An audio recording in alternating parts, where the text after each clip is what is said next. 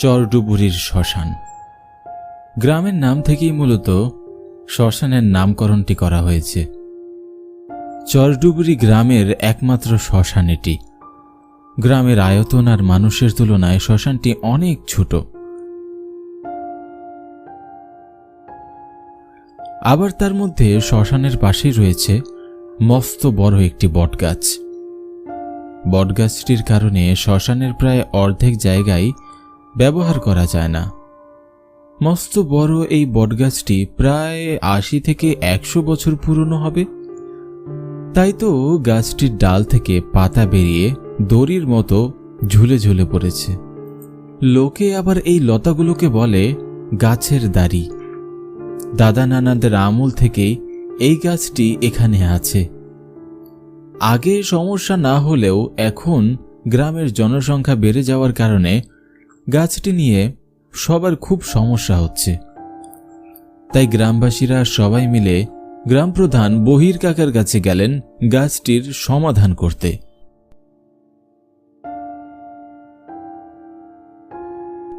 গ্রাম প্রধান, আমরা এসেছিলাম শ্মশানের পাশের বড় বট গাছটি নিয়ে আপনার সাথে কথা বলতে। গাছটির কারণে শ্মশানের জায়গাটা অনেক কমে গিয়েছে। গাছটি যদি কাটা হয় তাহলে হয়তো শ্মশানের অনেক জায়গাটা বেড়ে যাবে।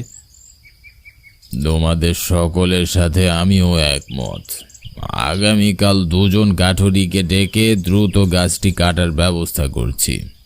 তোমরা একদম নিশ্চিন্ত থাকতে পারো।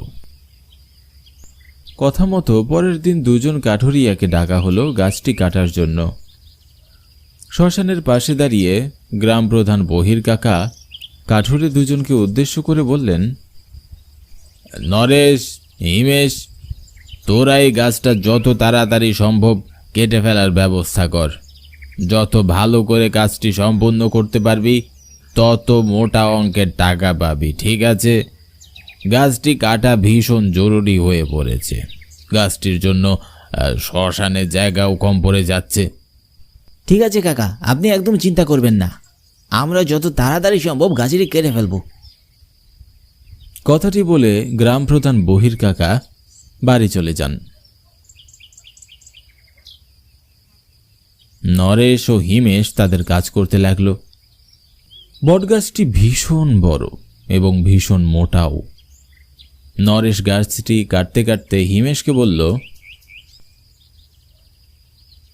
জানিস হিমেশ, এত বড় আর মোটা গাছ আমি এর আগে কখনো দেখিনি। শুনেছি এরকম বড় গাছে নাকি প্রেতাত্মাদের বসবাস হয়। হ্যাঁ নরেশ, ঠিকই বলেছিস। সত্যি সত্যি যদি এই গাছে কোনো আত্মা থাকে তাহলে... আরে আমি তো তোকে ভয় দেখালাম, কিন্তু তুই তো দেখছিস সত্যি সত্যি কথাটি বিশ্বাস করে নিলি। আরে ওসব আত্মা টাত্মা বলে কোনো কিছু হয় না রে, কাজে লেগে পড়। এমনিতেই অনেক বড় গাছ, কাটতে যে কদিন সময় লাগবে সেটারও ঠিক নেই। তারপর তারা ২ জন আবারও গাছ কাটতে শুরু করল। এদিকে দুপুর গড়িয়ে প্রায় সন্ধ্যা হতে চলেছে। হঠাৎই আচমকা এক দমকা হাওয়া বইতে লাগল। নরেশের ভিতরে কেমন যেন ভয় লাগলো। সে হিমেশকে বলল, হিমেশ, আজ এই পর্যন্তই থাক। আমি বেশ ক্লান্ত আর খুব খিদেও পেয়েছে। চল আজকের মতো বাড়ি ফিরে যাই। হ্যাঁ রে নরেশ, চল, আমারও খুব খিদে পেয়েছে। আজ খেয়ে বিশ্রাম করব, কাল আবার বাকি কাজ করা যাবে, ঠিক আছে? এই বলে নরেশ আর হিমেশ গাছ কাটা বন্ধ করে বাড়ির দিকে রওনা দিল।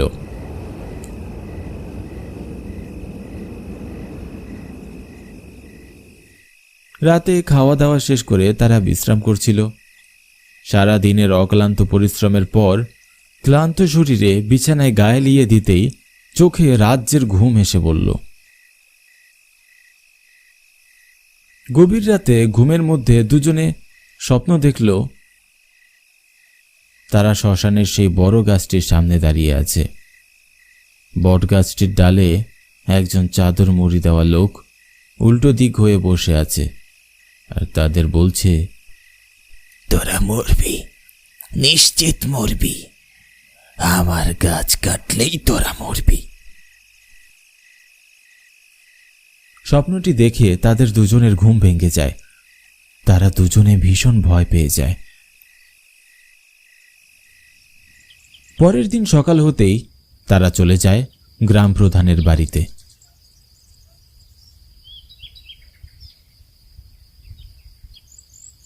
গ্রাম প্রধান বহির কাকাকে গিয়ে তারা রাতের স্বপ্নের কথা বলল।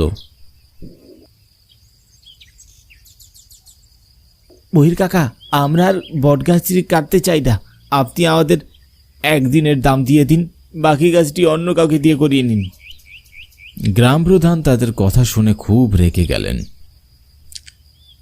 কি আবল তাবল সব বলছো? ও সব স্বপ্ন কখনো সত্যি হয় না। রঘু আমাকে আগেই বলেছিল যে তোরা দুজন একদম অলস, কিন্তু আমি ভেবেছিলাম তোদের একটা সুযোগ দেওয়া উচিত, তাই তো কাজটা তোদেরই দিলাম। কিন্তু এখন তো দেখছি রঘু একদম ঠিক কথা বলেছিল। কাজ কারবারের ভয়ে এখন সব গল্প সাজাচ্ছিস, তাই তো? তবে শুনে রাখ, কাজটি যদি তোরা সম্পূর্ণ না করিস তবে একটি টাকাও পাবি না। এখন চল, যা, নিজেদের কাজ কর। তারা দুজন গ্রাম প্রধানের বাড়ি থেকে বেরিয়ে রাস্তায় হাঁটতে লাগল। দুজনে কি করবে কিছুই বুঝে উঠতে পারছিল না, কারণ গ্রাম প্রধান লোকটি ছিল ভীষণ রাগী। তার কথা অমান্য করলে সে যা ইচ্ছা তাই করতে পারে। তাই বাধ্য হয়ে দুজনে আবারও শ্মশানের বটগাছটি কাটার সিদ্ধান্ত নিল। দুজনে চলে গেল শ্মশানে। সারাদিন অক্লান্ত পরিশ্রমের পরে দুজনে মিলে গাছটি কাটতে সক্ষম হলো। হিমেশ, গাছ তো শেষমেশে কাটলাম, কিন্তু কিছুই তো হলো না। আমরা খামোকা ভয় পাচ্ছিলাম। তুই ঠিকই বলেছিস। আচ্ছা চল, এই সন্ধ্যা নামতে চলেছে, গ্রাম প্রধানের কাছ থেকে টাকা নিয়ে তারপর বাড়ি যাব। হ্যাঁ ঠিক আছে, চল।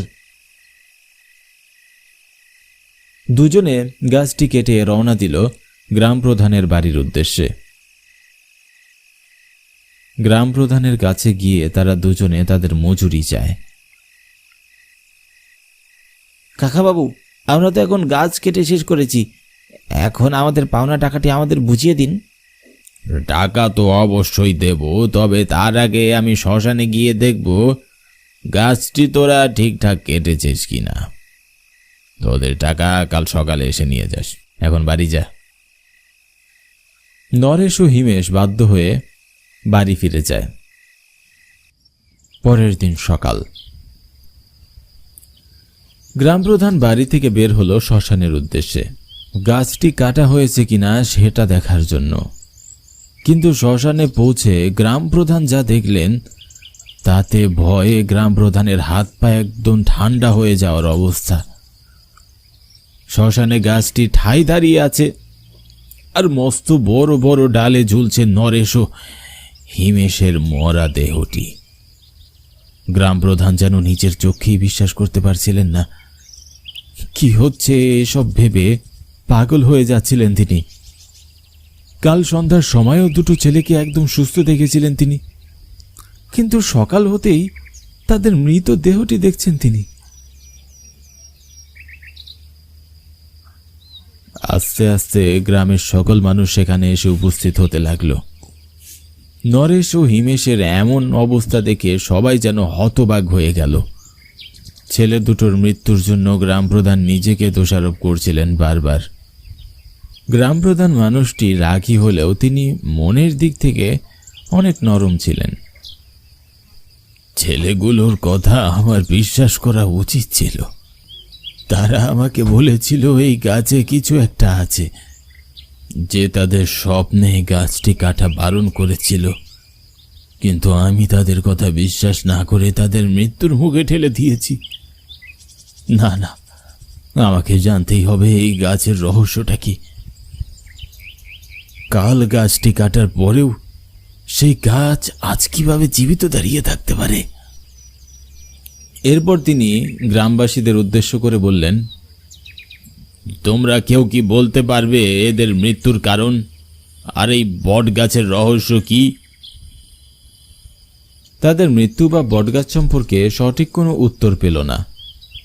ঠিক তখনই ভিড়ের মাঝখান থেকে 60 থেকে 70 বছর বয়সী একজন বৃদ্ধা লাঠি হাতে নিয়ে এগিয়ে আসলো। বৃদ্ধাটিকে এগিয়ে আসতে দেখে গ্রাম প্রধান তাকে উদ্দেশ্য করে বলল, বুড়িমা, তুমি কি কিছু জানো এই গাছটির ব্যাপারে?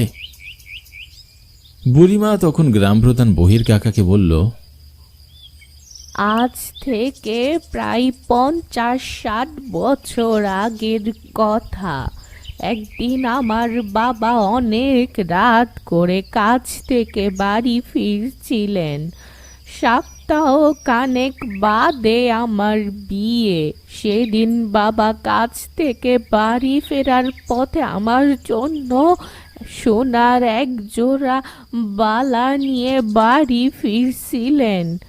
কিন্তু আমার বাবা যখন শ্মশান ঘাটের ওই বট গাছটির কাছে আসে, তখন মুখোশ পরা দুটো ডাকাত আমার বাবার উপর আক্রমণ করে। বালা দুটো তো ছিনিয়ে দিয়েছিল, তার সাথে কেড়ে নিয়েছিল আমার নিরপরাধ বাবার প্রাণটিও। বাবার দেহটি ছুরি দিয়ে কত বিক্ষত করে তার লাশটি ঝুলিয়ে দেয় ওই বট গাছে।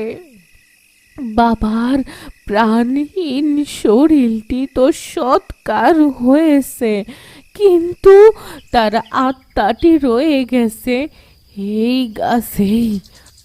রঘুকে অনেকবার বলেছিলাম ওই গাছটি যেন তারা না কাটে, কিন্তু সে তো আমার কোনো কথা শুনলো না, উল্টো আমাকে পাগল বলে গালি দিল। কথাটি শোনার পর গ্রাম প্রধান সিদ্ধান্ত নিলেন এই গাছটি আর কোনো দিনই কাটা হবে না। এরপরে তিনি নদীর পাড়ে নতুন একটি শ্মশান তৈরি করে দিলেন।